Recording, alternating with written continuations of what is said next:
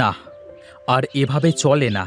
সারা দিন হাড় ভাঙা খাটুনি, তাও আবার দিন শেষে কাজের মজুরি নেওয়ার জন্য পা ভেঙে দাঁড়িয়ে থাকা। বয়স হচ্ছে, আজ বাদে কাল ছেলেপুলে হলে তাদের কি করে মানুষ করব? ওগো গিন্নি, শুনছো? হ্যাঁ গো, বলো, শুনছি। ওখানে বসে বসে কি করছো গো? কেন, তোমার কি চোখ অন্ধ হয়ে গেছে নাকি? দেখতে পাচ্ছ নি? এই যে, এই তো তোমার স্বভাব। একটু ভালো করে কথা বলতে পারো না তুমি?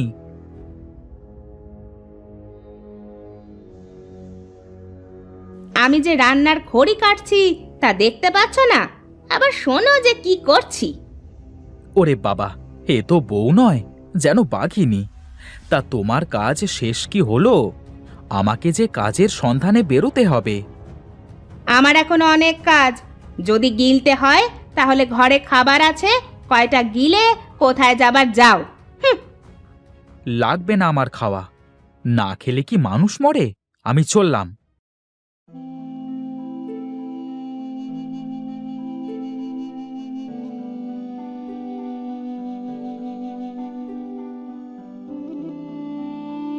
কিরে নন্টে, কোথায় যাচ্ছিস? জাহান নামে চৌরাস্তায় যাচ্ছি। যাবি? ওরে শোন শোন, এই দিকে আয়। এই বস বস, এখানে বস। বসে আর কি করব রে ভাই? তোমার আবার কি হলো নন্টে ভাই? কি আর বলি দুঃখের কথা, পুরুষ মানুষের জীবনই বৃথা। এটা তুমি ঠিক বলেছ ভাই। পুরুষ মানুষ মানেই গাধার মতো খাটো আর বিড়ালের মতো মরো। চা খাবে নাকি নন্টে ভাই? চা যে খাবো, তোকে দেওয়ার মতো পয়সা তো আমার নেই রে ভাই। এই মদন, তুই কথা না বলে একটা চা দে তো নন্টেকে। এই নাও দাদা, চা। তা ভাই, কি হয়েছে বলো দেখিনি? বৌদি কি ঝেড়েছে নাকি আজ? আয় উপার্জন না থাকলে ঘরের বউও ঠিক থাকে না রে ভজা। আমার পোড়া কপাল।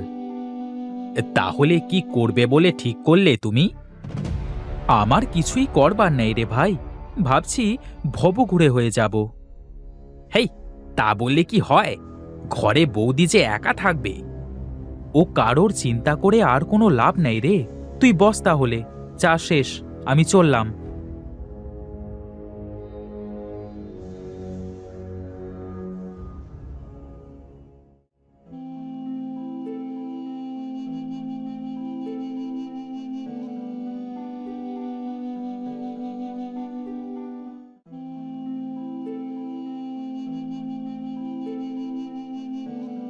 না, বড্ড ক্লান্ত মনে হচ্ছে।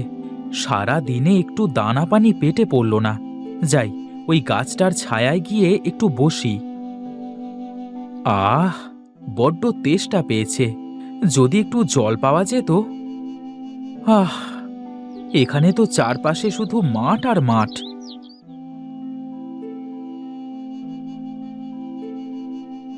কে তুমি ভাই?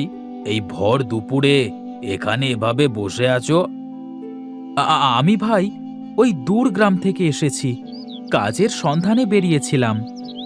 তা কাজ কাম কি কিছু পেয়েছো তুমি? না ভাই, কাজ কাম পাইনি। ক্লান্ত হয়ে তাই এখানে বসে আছি। পেটে তো মনে হচ্ছে দানা পানিও পড়েনি। চোখ মুখ দেখেই বোঝা যাচ্ছে। হ্যাঁ ভাই, ঠিক তাই। চিন্তে করো না ভাই, উপরে তো একজন আছে। একটা না একটা ব্যবস্থা ঠিক হয়ে যাবে।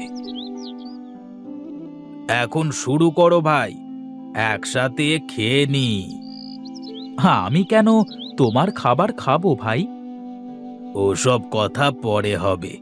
এখন এই নাও, খাওয়া শুরু করো।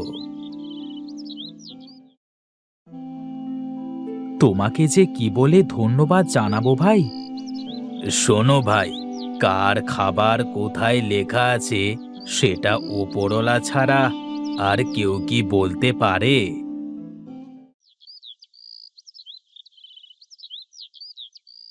তাহলে ভাই, কাজ তো সব শেষ।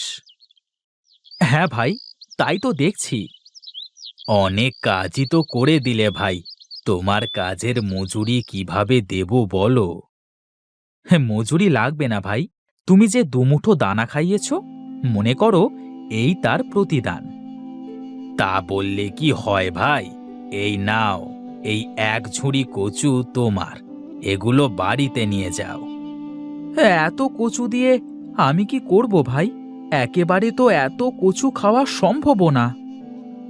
যা পারবে খেয়ে ফেলবে, না পারলে এগুলো জমিতে ফেলে রেখো, তাহলে আবার এর থেকে গাছ হবে, গাছ থেকে প্রচুর কচু হবে।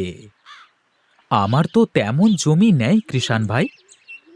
তুমি এটা যেখানে সেখানে ফেলে রাখলেই গাছ হয়ে যাবে। চাইলে তুমি কচুগুলো তোমার বাড়ির আশেপাশেও ফেলে রাখতে পারো। ঠিক আছে ভাই, তাহলে এখন আমি চলি, সন্ধে হতে চলল।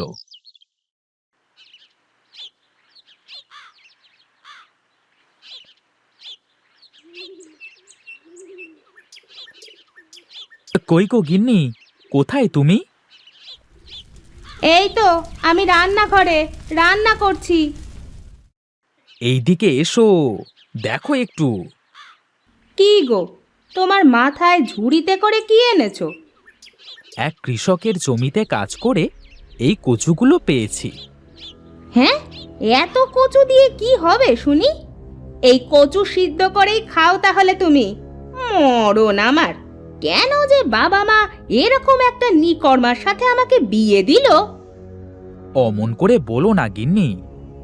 আমার তরকারি পুড়ে যাবে, তোমার কচু তুমিই খাও। হুঁ।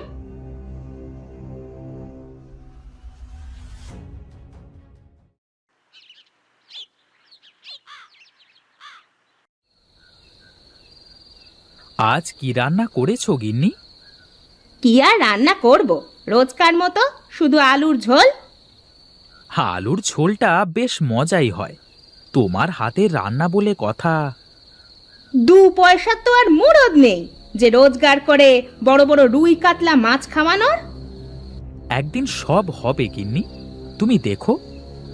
তোমার সে মুরদ কি আছে? থাকলে তো সেই কবেই দেখতাম। হুঁ।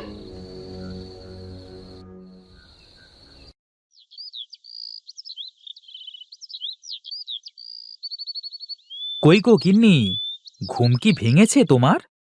তা এত সাত সকাল করে এত চেঁচাচ্ছ কেন?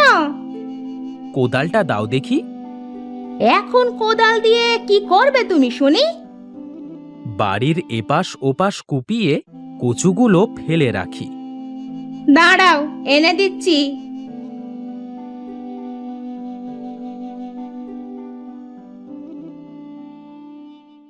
হে কি, হে কি দেখছি আমি?